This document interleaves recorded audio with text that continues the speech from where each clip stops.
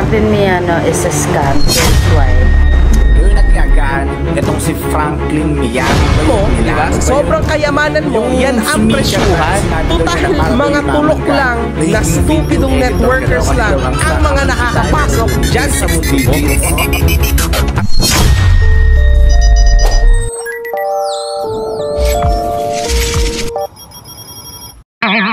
What's up mga anak? At for today's video nga mga anak ay may mahalaga tayong pag-uusapan. At bago nga natin ito simulan mga anak ay gusto ko lang sabihin na ito ay based sa experience ko nung sumali ako sa course na to. Ang course na ito o ang academy na ito ay walang iba kundi ang MSB na pinamumunuan ng nag-iisang Franklin Miano. At dahil sobrang ingay nga ngayon ni Franklin Miano dito sa social media, naisipan ko na gumawa ng reaction video about sa MSB Academy. At bago nga natin to tuloy-tuloy pag-usapan, gusto ko lang sabihin mga anak na hindi ako binayaran dito ni Franklin para magsalita o ipagtanggol siya. Walang ganon.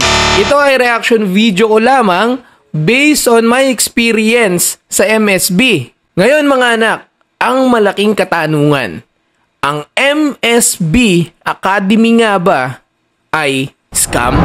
At konting kaalaman lang mga anak, sumali nga pala ako ng MSB Academy ay nung last January 2023. At bago nga fast forward tayo mga anak, bakit ko nga ba naisipan gumawa nitong reaction video na to? Na-curious ako dun sa MSB account ko. Kaya naisipan ko tong bulaklatin ulit at panoorin muli ito. At for sure, nasa isipan nyo to na gusto nyo sa akin itanong kung kumita na ba ako. Alam na alam ko yan. Kumita na nga ba ako? Oo. 8-digit bro. Wow! Wala akong kinita. Wala pa akong kinikita. At ngayon mga anak ay sasagutin ko na ang matagal nyo nang iniintay kung ang MSB Academy nga ba ay scam? Ang sagot? Hindi po. Siguro nagmukha lang siyang scam ngayon dahil sa sobrang ingay na nga rin ni Coach Franklin sa social media. Tapos sumisingit din yung mga bataan niya ngayon na kung ano-ano na rin ang pinagsasasabi na hindi ko alam kung nanga-hype lang sila o may minamarket sila o gusto nila talaga na nagagalit sa kanila yung tao o binabash sila. Hindi ko alam. Pero hindi po scam ang MSB Academy. Actually po, nung nag-inquire ako sa kanila noon, last January 2023, goods na goods po. Mabilis naman yung naging transaction namin. Naibigay nila kagad yung account ko, yung freebies. Yung GC, nasali ako kagad. Mabilis naman po. Wala naman ako nakitang problem. And about naman po sa natutunan ko sa MSB, masasabi ko naman po na may naidagdag ito sa knowledge ko. Yun nga lang, hindi man sobrang laki na naidagdag nito okay na yun, di ba? Sabi ko nga, nagtry ako, sumubok ako, kasi syempre gusto kong matuto, gusto kong malaman. Na, what if, di ba? Yun lang naman yan what if? Out of curiosity, na kaya ako napasali. And, ayun, all goods naman. Para naman kay Coach Franklin, sumobra siguro yung marketing mo ngayon, Coach. Ang dami nang nasagasaan. Bukod pa ron. Hindi talaga. Ang lahi talaga nung pinagkaiba nung una mong kung paano ka magsalita at mag-market nung una. Nung una talaga paniniwalaan. Ngayon kasi parang talagang may sarili ka na yata ang mundo, Coach. Pero nakakatakot lang maniwala sa'yo talaga ngayon dahil sumobra nga sa ultimo pag-advise. Marami ka na ring kalaban ngayon Medyo marami ka na ring tagahanga ngayon na talagang sinusupalpal ka dito sa SOCMED Kaya medyo bawas-bawasan din. Pero ikaw bahala.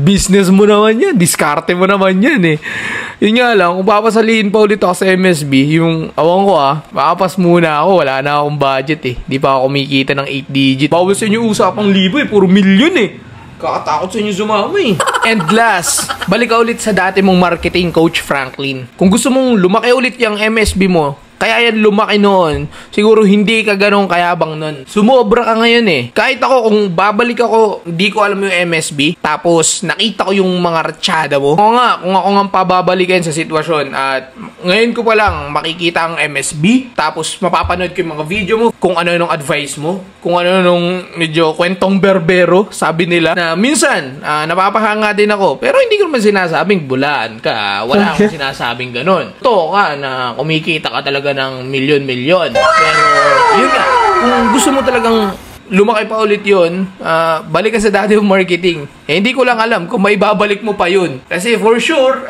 marami na followers mo o mga manonood na medyo nagdududa sa'yo ngayon. Pero masasabi ko lang dito, basic lang yung MSB. Mas maganda to sa wala pa talagang alam. Para sa akin naging basic siya kasi bago ako pumasok sa'yo, meron na rin akong trinatrabaho na mga freelance o natuturuan na rin ako ng mother ko ng about sa freelance. Kaya nung nakita ko yung MSB, hindi na sa akin bago yung mga sinasabi doon. Kaya, kung mag-enroll naman wala talagang kaalam-alam. Kahit pa paano, may matututunan kayo doon. Masasabi ko. Pero sa may mga alam na sa pag-freelance, siguro may matutunan man kayo konti lang. Hindi ko sure. Dito nagtatapos ang ating reaction video. O ulitin ko, wala akong planong i-bash si Coach Franklin Miano. Wala akong plano doon. Hindi ako bayad dito para ipagtanggol siya. Ito yung reaction video ko lang about sa MSB na alam kong maraming nagtatanong o maraming mga agam-agam na gusto malaman kung ano nga ba ito. At ito po yung legit. Pwede ko mong ibenta sa inyo itong MSB account ko sa halagang 2K. PM lang. Joke lang. Baka sabihin ni Coach, nakakalaban ko pa siya sa business niya eh. Hindi. So, yun lang mga anak. Maraming salamat sa walang sawang pagsuporta nyo sa akin. Sana nag-enjoy kayo sa reaction video ko na to. So, yun lang. Peace. Follow for more. Please like and share. Daddy A.